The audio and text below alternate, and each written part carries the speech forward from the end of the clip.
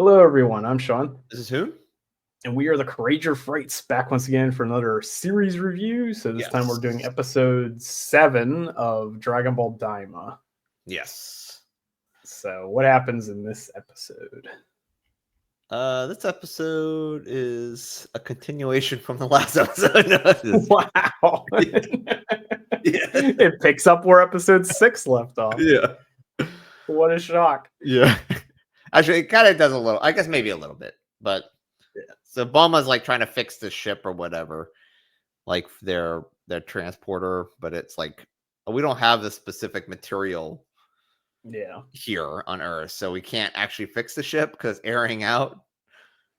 And then that's when the thespian shows up. I don't even know what is this guy's even name. I don't know. He was sent by that king. Yeah, King Kaden or Hibis, whatever. I believe.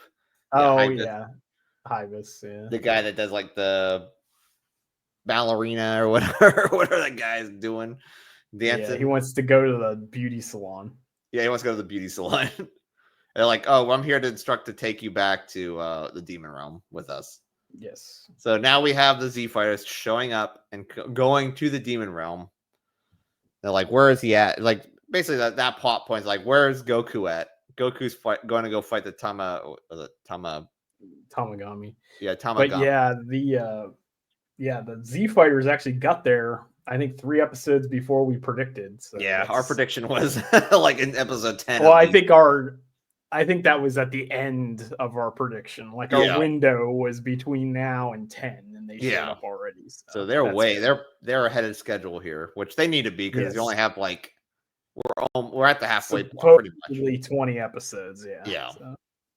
And you still have 3 more fights, probably 4 or at least maybe 5 major fights. Right.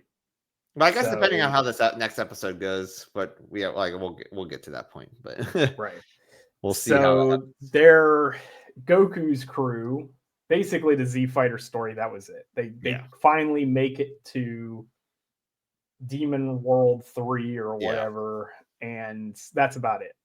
They haven't gotten to the palace. They're literally just sitting on a rock right now, waiting to get to the next place. Breathing in methane or whatever, sulfur. Yeah, because Goku's stinking up the atmosphere. Yeah, exactly.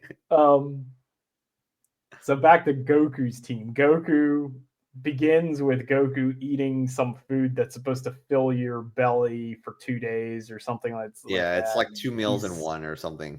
Yeah, and he's eating multiples of them.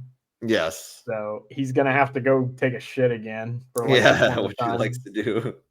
Yeah, and then we get a controversial line, I guess, within the fandom because pretty controversial. Yeah, because Pansy asks him like, "How are you an adult and how did you raise a child?" And he's like, "Yeah, I wasn't there for most of it." Yeah, I wasn't there for most of it. And so, of course, certain members of the fan base like to claim that Goku's a terrible dad, and then other ones say he's like the best dad. And then this line drops. Yeah, he's pretty much like the worst dad. He's like, "I was there." Basically. So anyway, they get tracked by the gendarmerie or Kempeitai or whatever the heck you want to call them, the police. Mm-hmm. And it's because she has that collar still. So Pansy has this collar that they can track. I guess everybody on Demon World 3 has a collar. Yeah, which I think they did mention that in the last episode, because they did specifically say is like, if you run away, we're gonna find you, basically. Right. Where you're at. So yeah, we can track your collar. So yeah. Because that's a collar that apparently Dr. Arinsu created. And we'll get to that because Shin makes some revelations about this, which raises some questions. Yeah. But about Shin's initiative. Yeah. But anyway, they realize that they don't know Goku's on the ship because if they knew Goku was there, they would attack immediately. So they're just doing like a routine check on the ship. So they have to land the ship so that the police can check the ship. Goku does his instant transmission to escape the ship and go hide. There's a potential minor plot hole here, though, because he says he uses Shin's ki to lock onto, but in Boo Saga, they couldn't even sense Shin's ki. Yeah. So I don't know what that's about. Yeah. Unless they learned that power. I can't remember if in Super he could sense him or not. Yeah. Was that like part of when he was fighting Goku Black, which Goku Black is kind of like that? Yeah. Could he get sense all that type of stuff, or I don't know, maybe not. Well, by that point they had God Ki, so yeah, probably. Okay, I think he can sense Beerus and all that crap by that point. So maybe that might have been the same type of thing. Because I don't recall if Shin's ki is the same as like Beerus's ki, or if it's slightly different. So because they can't sense gods, that's the thing. But until they are gods, like once they got to Super Saiyan God, then they were able to kind of sense other god ki and all that kind of stuff. So I don't remember if they ever learned to sense the Kai's ki or not. Yeah. But here it says they did. So I don't know. I also don't know if he needs to have a key signature lock on that instant transmit 20 feet away. Yeah, I know. Yeah, I know. He might have just been able to eyeball it and do it. But and he runs off and jumps in the bushes again. Yeah, I wanted to go. Tried to take another dump. Yeah, take another dump in the bushes because he needed to go again. The police realize he's not there, but then they start getting suspicious about Pansy herself because he's like, someone was throwing wasabi bomb at us. Yeah. Someone was throwing bombs at us. Some little kid threw a bomb at us, and we think it's you. So they're gonna take her away, and then she tases him. It's like, yeah, she tases him, and then there's a fight, and Shin does some fighting, which he fought in Z. Is Shin normally a fighter, or is he kind of just like? Well, he's not normally a fighter, but he did fight a little bit at the end of Z. Like he can fight if he wants, if he has to, I guess. Yeah, his first appearance ever was at the World Martial Arts Tournament. So where he basically stared at people. But he did. Yeah, they do have a martial art. Like the Kais are something akin to like a Confucian scholar class or something like that. So like, you know, like the Yongbon in Korea or whatever. They're not known for fighting, but they're all trained in some kind of defensive martial art or something like that. The only one I know of that excelled at it was Zamasu. Yeah. But Shin is capable of fighting though. So like he is able to hold his own. And so he beats up a couple of guys.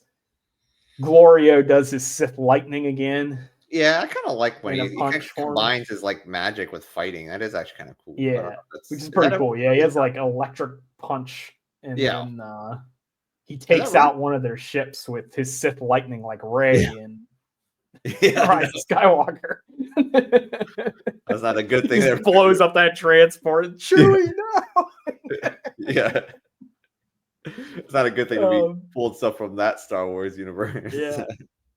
So like when Rey killed Chewbacca for 2 minutes until we found out that he wasn't dead. He was on another transport that we never saw. Yeah. That actually happens in this scene too, because I swear there was only two. Yeah, there was only two, but there was another transport that was just and like then another one magically appeared that they all poured into. Yeah, because I think someone did like. Yeah, because he shoots out with lightning and it like get blown up, but they fall out of this transport. Well, Shin does a force push and knocks one into the other one and blows them both up. Yeah, and then there's like another one. I think there was a third one, but I think but Glorio destroyed it. He shot it with lightning, unless it didn't get destroyed. I don't know, but anyway, there's a because third. They fell out from like morons just jump out the back of the ship. Yeah, 200 feet up. They didn't die, I guess. They don't even jump out; they run out the back and just flail their arms out the back. And then the last one's trying to get away. They destroy their ship in the process. They shoot it up, and then because Glorio lead them right to their ship. They're both running from the bullets. They lead it right to their ship and get it destroyed. Yes. And then they're like, the last ship's getting away, and they're like, Goku, get him! And then Goku fires a ki blast and hits the ship, but it's like a tiny ki blast, and all it does is send it flying forward. Yeah, if shoots it quicker and faster to their destination. Their destination, yeah, they're just instantly transported to the yeah, base. it's like I don't think it didn't blow it up. It probably did launch it faster to their destination. I wonder if that's going to be a point later on that like the Kenpai Tai is going to be coming for them again because those guys survived, because it didn't look like Goku blew up that ship. So it basically did like a Team Rocket thing, like they're blasting off again, blasting off again, and then and also, this is where we get that questionable. We got to question Shin's initiative and his logic. Yeah, here. I know this is like because they're like. Pansy's like, they're just gonna track me again because of my collar, and then Shin's like, can I see that collar? And she's like, yeah, sure. And then he realizes that it's Kachin-tite or Kachinko or whatever, which is a metal pachinko. It was a metal that is developed by designed by Konami to be running their pachinko machines. Yes, it's a metal designed by Konami for maximum profits. Yeah. But anyway, yeah, Shin turns out he's a representative from Konami. Yes. Yes. That explains his devious expressions at times. Yes. So he discovers that it's Kachin-tite, and we've seen in Dragon Ball Z and Super, I think the manga and Super, I can't remember if they did it in the anime or not. But we've seen that the Kais can just basically summon this shit out of thin air. Like, they basically can just, like, materialize this metal. They can just materialize the specific metal. It's like a giant I don't think I saw that episode in Z, to be honest. I think you stopped at Cell anyway. So, yeah, it was like, a Cell saga. I didn't get saga. The Buu saga, so. Because they had a sword that they were training Gohan how to use this sword. Yeah. And then... And we're going to teach him how to use a sword. He's supposed to use a sword to cut through this block of Kachin-tite or something. And they threw it at him and he broke the sword. And then that's why that old Kai showed up. Oh, okay. Apparently Beerus trapped him inside that sword like centuries ago for being a perv or something. And then perverts and objects. Because he was basically like a Master Roshi type guy. Yeah. I guess it sort of worked the same as the rice cooker trick that they used. The rice cooker thing. Or whatever. But anyway, demon containment wave or whatever. Yeah. But anyway, we determined that is that same material. So this collar was made by probably Dr. Arinsu to control this population, because they said the third world's demons are full of like rebellious individuals or something. Yeah. Which Glorio just like side eye walks away. Like, yeah, it's like all third world demons have this. Then he just like looks away and just walks away. He just walks away. For him, yeah, he's still sus. Yeah, and but this is the part where I question Shin's judgment, because he's just like, oh yeah, I mean that's made out of Kachin-tite. Would you like me to remove it for you? Yeah, I know. It's like you can do that. You can do that. And he's like, oh yeah, sure. He says like some crap, some pa or whatever the heck he says, and then it vanishes. And then they're like, oh, can only Kais do that? And they're like, no, anybody can do it. It's like, you could do. Why didn't you say this like 3 episodes? Yeah, ago? I know. Like, you can do this the whole time. Like, literally, it's like, what? I just thought that was funny. It's like, you could do this the whole time. Oh yeah, pretty sure he's trolling people again. Yeah, it's like I've never had the need to take it off. It's like, yeah, Shin's a bit of a troll. Yeah, and we also find out his name's not Shin. Well, just like we find out this species is not the Kai, it's the Glins. Yeah, and they're like, my name is Nahare or Nahare. Yeah, Nahare or something like that. And he's like, oh, okay. And this is apparently an issue with the fandom too, because fans can't. One of the things about the Dragon Ball fandom that you need to know is that A, they can't read, and B, they don't watch the show. Yeah. Yes. Those are the 2 things you need to know about the Dragon Ball fandom. So I say that as a massive Dragon Ball fan. Yes. But I'm one of the rare ones that can read and has actually watched the show. Yeah. So I guess I'm not a Dragon Ball fan at all then. No. Criteria. So here's the thing. People are complaining about the Nahare thing, and they're like, "This is stupid. I'm not calling him that." Which, like, hilariously enough, is also what Goku basically said. Because Yeah, he's like, "Yeah, I'm Goku's not like, gonna call oh, you I'll that. just call you Shin. I think I'll call you Nahare then." And then he says it, and he's like, "Nah, it doesn't feel right. I'm gonna call you Shin." So that Yeah. immediately eliminates why that wasn't information that we knew in Super, because Goku just didn't do it. And then, like, I commented about it somewhere else, and I was just like, yeah, imagine. I was like, yeah, that Nahare thing, that's real stupid. Imagine being a fan of the show for like years and then finding out that Goku's real name was Kakarot. Like, Yeah, I know. like, Yes. it's like the main character of the show had the same thing happen to him. Like, yeah. Which kind of makes sense because they're not like Shin sounds more like a title anyway. Yeah, Shin's a title. I mean, that's like not like an actual like name. I mean, that'd be as stupid as naming a character Kami. Yeah, I know. Yeah. Imagine doing that. But exactly. Yeah, it's so his real name's Nahare, and we find out that his species is the Glins. And everybody got all mad about the thing about them growing from trees or whatever, even though that was literally something Toriyama said like 15 years ago. People got mad about that? Why? I don't know. They get mad about people have gotten mad about every single bit of lore that we've gotten so far. Which honestly, I think all of it's cool. So yeah, it's like it builds the world. It's like it's building the world. That's what you want to do. The only little nitpick I had with continuity in this was when they said that Goku used Shin's ki to track or something. Yeah, because it's like, well, that was a thing they couldn't do before. But that's irrelevant. And he literally used it to instant transmission like 50 feet away. I mean, it's not, it was a major plot point or anything. Not like he's going across the world here. Like. No, let me instant transmit to Dr. Arisu. Yeah, and just go fight him. No, I mean that's fine. Like, I don't care about that. That's the only thing I've seen that's potentially like a plot hole. But even Shin kind of was like, oh, you can just do this. Like, I have a plan. It's like, I have the plan. Yeah, his plan was to just have him instant transmit anyway. So it was like, so they must have knew this in the past somewhere. Yeah. The only thing I thought was funny about this episode, though, was that he's just like, "Oh yeah, I can remove that caller." Yeah, no, that's the one thing. It's like you knew this whole time. They've been tracked by these guys multiple times because of the fact that she has that caller. Yes, and Shin just decides not to do anything. He just does nothing, just allows it to happen. That reminds me of like the Dumb and Dumber movie or whatever. Like he's like.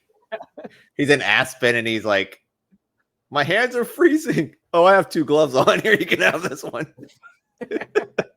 Like you've had 2 gloves on this whole literally time? Like, that's pretty much Nahare. Nahare the sweating now.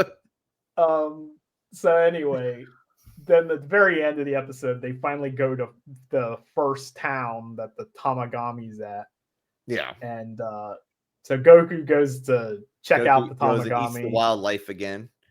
Yes, he's eating in Dongo. I don't know what that was. It's like mouth Dongo. I don't know what the heck that was. This is the Krite Dongo or something. It's like they look like the mouth of the things from Critters, and it was on a pretty much. I'm not sure how you eat that because I thought those literally looked like teeth. Yeah, I know that looked like something you probably wouldn't want to eat, but maybe wouldn't that be? I imagine that would be quite crunchy. Yeah. Well, I guess everything there has like some sort of face or something. You're like eating just body parts. Yeah, pretty much. And because bugs, like a thespian Hibis was like, oh yeah. Like I want a pizza with worms on it. That sounds like something Mikey would eat in the TMNT cartoon. Pretty much. Add that to the list of peanut butter and asparagus pizzas or whatever the hell he eats. Kaiden's like, I'll buy you a pizza. Okay. Yeah. Buy you a worm pizza. So Goku eats those Krite balls and then he decides immediately has to go to the bathroom again. Yeah, he has to go to the bathroom again for like the 20th time. And then I think Goku developed IBS or something. Yeah, probably did. Like something out here is not really agreeing with you, Goku, and you've eaten like stuff like this before. Probably the tin cans of centipede meat or something just ain't working for Yeah, him. or like those whatever those balls were. He was eating those super meals and those teeth go right through you. Yeah. But anyway, so he decides that he's gonna go fight the Tamagami, and he just like goes up to him and is like, "Hey," the Tamagami's like, "What?" Just like screams at him. I like And how they're like, what's yeah, that? go ahead. I like how they're like, what was the last time someone fought the Tamagami? 20 years ago. It was like the Oh, Doom yeah. guy showed up. It was like, Yeah, they said some guy with a big gun showed yeah, up. some It's guy like, with a the big Doom gun guy? ripping and tearing his way over there that he just The lost. Doom guy came. He probably thought he went to hell and he ended up in the demon realm, and he's Yeah, still going around probably. shooting like these innocent civilians for the whole time. It's like he shows up like da da da da da da da da da da. In his mind, he's fighting these like demons from Doom. Yeah, he's like really they're just these nice guys people. that are just like regular people. Yeah, they're just nice people. He's just going and killing everything in sight. Doom guy's a psychopath. Yeah. But anyway, he got killed by the Tamagami. Yeah, they're like, he should have just bowed out, but he just fought anyways. Sounds like Doom guy. Yeah, it does sound like a Doom guy. So anyway, the episode ends with Goku squaring off against the Tamagami, and then it freeze frames, and then that's the end of the episode. When We actually got a substantial preview for next. Yeah, it actually had more than just one frame of animation. It was like 6 frames. Yeah. But yeah, there's definitely some fighting, some more stuff with the Z fighters. Was it like, did they say that it was one-on-one fighting with the Tamagami? Yeah, I think so. So it has to be one-on-one. It can't be like multiple people, or is that just this specific one's one-on-one? I don't know. I think they did say it had to be one-on-one. Yeah. So they said it was pretty strong. They did say Deborah couldn't beat him, so Deborah got beat up by this Tamagami. Yeah, and Deborah, it's been argued, is as strong as Perfect Cell or something. Oh, okay, that's which is pretty damn strong. But at this point, Goku could easily beat that. Yeah, if Goku was an adult, but he's not. So I don't know where his power level actually. Yeah, because we haven't seen him do a Kamehameha. He could still do like Super Saiyan at least. Yeah, but he's only done Super Saiyan just to stand there. He hasn't really done any fighting with it. And he did say he's still trying to like get used to like the air and stuff, unless he's already used to it, but he might be. And we haven't seen Super Saiyan 2 or 3. Yeah, he just a Super Saiyan 1. So like he has 3, but he still doesn't have full control over 3. Like I think it just drains him really fast. So yeah, so if this thing's stronger than Deborah, then yeah, it could be a potentially difficult fight with Goku's present state. Yeah. That's the one thing I am kind of curious how this show is going to be, because being Kid, was there any decrease in power level at all? Like, obviously there was a little bit, but I wonder how substantial this decrease in power level is. Yeah, because GT didn't seem to have any decrease. So yeah, this one they kind of like said that they probably should be kids, but it really doesn't seem like it changed very much, because Goku's just kind of messing around like all the time. He's like not even like trying. He hasn't had a serious fight yet, so this is the first one, really. Yeah, and this guy has a big hammer. So yeah, and I wonder if they're gonna pull some crap and be like, "Oh, you can't challenge more. The same person can't challenge 2 or 3 Tamagamis or something like that." Like Goku has to, then probably some weird rule, because no one's beaten one Tamagami yet, so they don't. There may be rules they don't even know about. Yeah, that probably like, oh, well, you can't challenge another one. You got your one. Now you have to have somebody else do the next one. That probably would make sense. Like, and then maybe Piccolo or somebody. Yeah, because if Goku beats the first one, you really don't need really need Vegeta or Piccolo or anyone, really, right? Because you can just beat the other two. They're gonna have to have something that probably made it to where Goku's not fighting them all, unless they just keep doing that. Like, yeah, because I guess we haven't really seen, unless that third world demon world, like Tamagami is like the weakest out of all of them.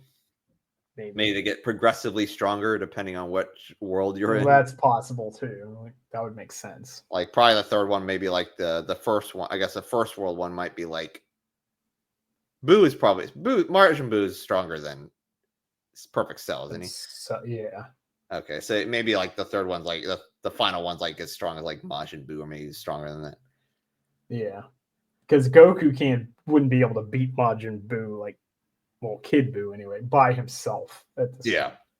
Okay, so you can't beat him by because himself. it was a whole group effort to beat Buu, so it wasn't like Goku just beat him soundly by himself. I mean, it was Vegeta was like that was a spirit bomb or whatever, had to kind of do it. Yeah, he had to charge up that spirit bomb, and the only reason why he was able to do that was Vegeta was like buying time so that he could do that. So now, if they were to do that, like that would be the fight. I guess if they were to do that, where it's like it progressively gets stronger based on the realm you're in, then the final fight could be like everyone could be fighting. You have like Vegeta, Piccolo, since we know Piccolo's there. Yeah, Piccolo's there for some reason. So like I'm assuming because he's not that strong at this point, but he's also not weak. Yeah. So because he's not like superhero version Piccolo, where he's like that whatever the new version of Piccolo. I don't know what Orange Piccolo, orange Piccolo. Very good name designs. Yeah, orange Piccolo. Orange Piccolo. So yeah, that's the only time he gets a massive power boost since Z. So and even like Gohan got a massive power boost, and he squandered that already. It's already been squandered. Well, his power boost got squandered in Z. I mean, they spent like 25 episodes talking about his unlocking his full potential, and then he just gets eaten. But he even does this badass thing where he goes to fight Buu, and then Boo's like, "You want to fight Buu?" And he's like, "Fight you? I'm gonna kill you." Yeah, is that what he said? It's like absorbed like the next episode.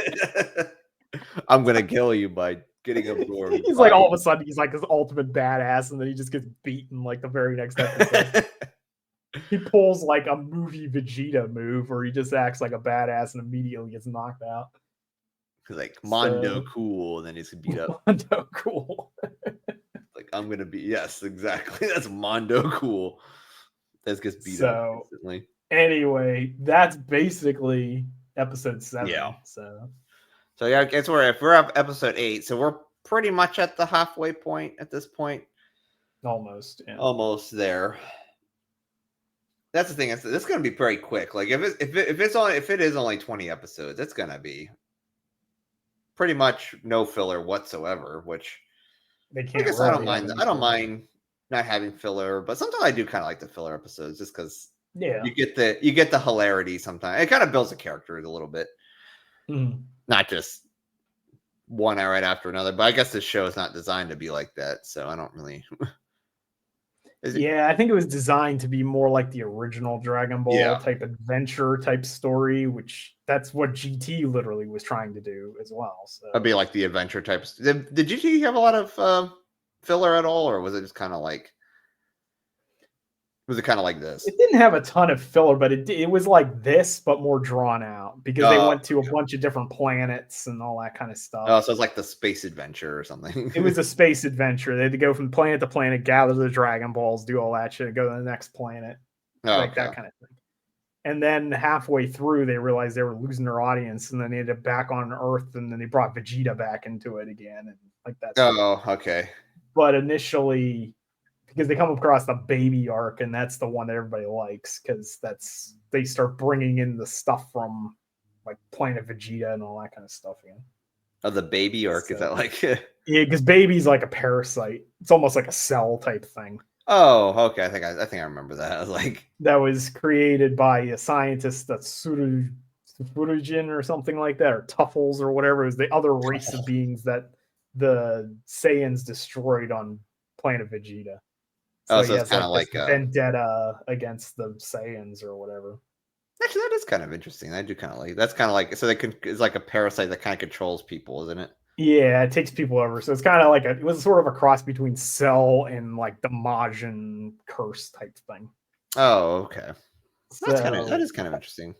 That was pretty cool. And I also liked how GT did the Shadow Dragons or whatever, where it was like every wish you make has a consequence, which that's cool. And they never did that again because it was like all the wishes that they made on Earth, including the stupid ones, caused like an evil dragon to be created on some other area. So that is like one actually of the kind of interesting concept. dragons, yeah, one of the dragons was created by the panties wish.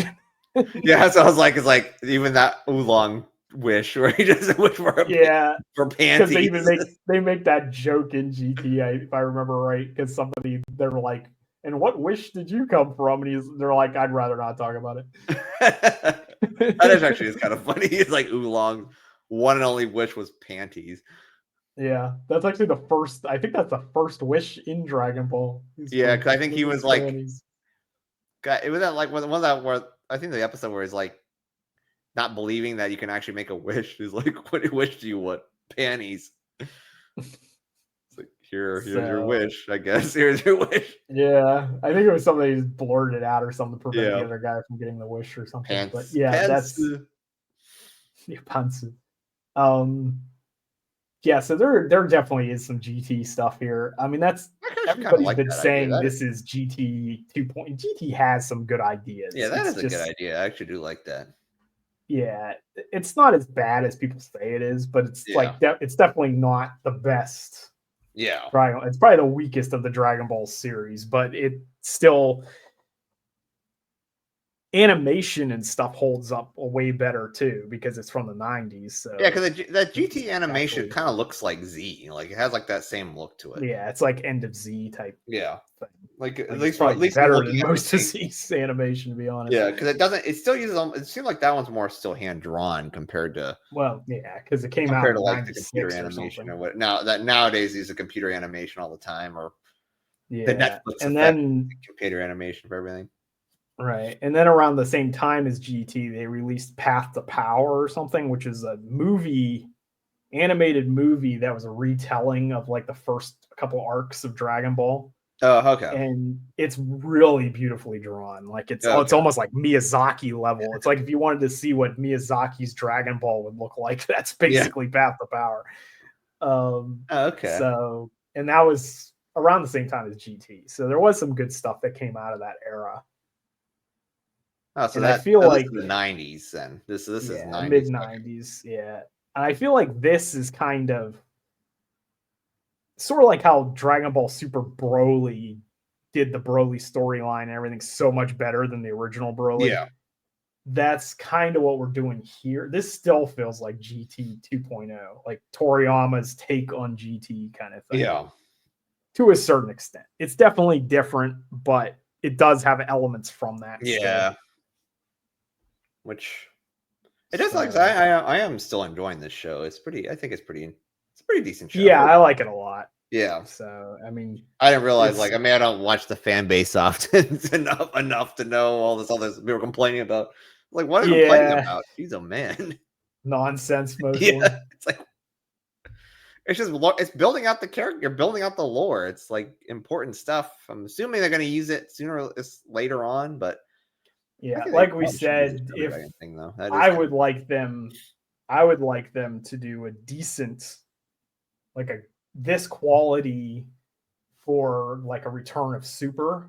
Yeah. And insert all of this Daima lore into the Moro arc. I think that would be really cool. Yeah, that's what really flesh that out. I know we talked about that last week or the week before. Yeah, last week we talked about that, but I think that would be a really cool idea. I have a feeling if they're doing all the lore bits and stuff like this, I think they probably are gonna take this stuff and put it into the if they use Moro, they probably gonna take this and put it in Moro's arc or whatever. Or Granola, isn't Granola the other one? Is it Moro and Granola? Yeah, Granola, but that actually went back to like Bardock and all that kind of stuff. Oh, that Bardock thing? Okay.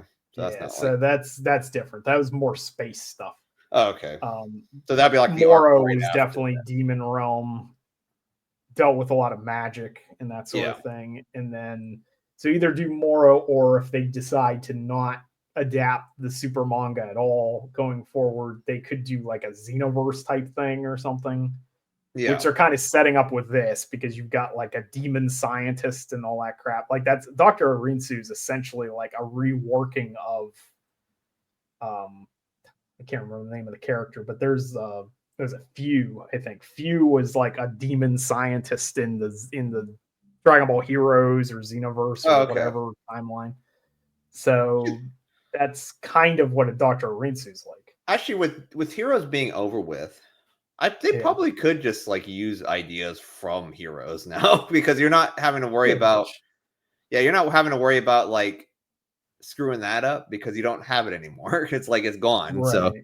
And that had a lot of ideas that we always wanted to see, like the Demon Realm that we're getting now. Yeah, for like the longest time. We've been talking about that for years. Yeah, because I was like, I remember watching the original Dragon Ball, and I was like, that has a lot of Demon Realm stuff. That's like half of it. Mm. They just kind of forgot about it, but I guess they're bringing it back now. So finally, yeah. So because it's kind of funny because like I said, we started this channel like 4 years ago or something. And we were talking about Demon Realm crap then. Every time we talk about Dragon Ball, we bring it up. Yeah, and then what happened like right after that was like we talked about the Demon Realm, and then Moro art came out. Like that was when there was came out. Oh, that's the Demon Realm stuff. Magic is like they were talking about a lot of science, I guess, and now we're going back to magic. Yeah, and this is the most RPG feeling Dragon Ball has ever been. I think event here. It's like Dragon Quest 3D, HD, 2D remake here is like version, which also happened this past week. Yeah, so which is kind of I like it a lot. We'll see where it goes. Yeah, like I said, we're almost at the halfway point. I'm assuming next episode probably going to be the full episode. Probably going to be the Tamagami fight, pretty much. Probably. And I can see probably after. I'm assuming Goku beats him. Like I'm just assuming that's what happens. They're like Dr. Ritsu or whatever. Like probably because it does show what's his name, the Emperor. What is his name? I don't even know his name. Goma a couple times, and also the other Kai that's there, and Aritsu. Yeah. So they must know that like they probably say like the Dragon Ball got beaten. Someone actually took it. And that's probably setting up for later on. So. It also shows, like I said, we actually have information since the very end. Actually shows more stuff than just a freeze frame of a caller or something. Yeah, pretty much. One of those frames was Glorio calling Arinsu. Oh yeah, that probably is where they're probably. Glorio's probably like, Goku got the Dragon Ball. By the way, yeah, and that's probably sets it up. And then I have a feeling next episode probably get to see more of what Aritsu's like plan is because we still haven't seen like the actual villain's plans. Like you don't really know who the actual villain is. Yeah, like we don't know what they're planning at all. We kind of see a little bit here and there with Glorio being like the like was it the double agent here at this point? We seem like a double agent, but we kind of don't really know what's going on, at least with the villain's plan. Right. So we'll see what happens with that. Next week, we'll probably won't be doing a review because of our schedules and stuff. And I'm coming back to the US, so we'll be able to. It'll be a different, probably the older setup again. It'll be the old setup again, but probably much more frequent videos and like all that kind of stuff in the future. So probably all the plans had to expand the channel and stuff will probably start happening a lot sooner than initially thought. So all that stuff to look forward to in the future. We'll probably get back to this show in 2 weeks and do 2 episodes. So 2 episodes. Probably be able to flesh out exactly what's going on here, like a little bit more with 2 episodes instead of just the 1. Yeah, we should have a decent idea of what's going on by that point. So I think that's going to do it for a review of episode 7. So if you like the video, give us a thumbs up.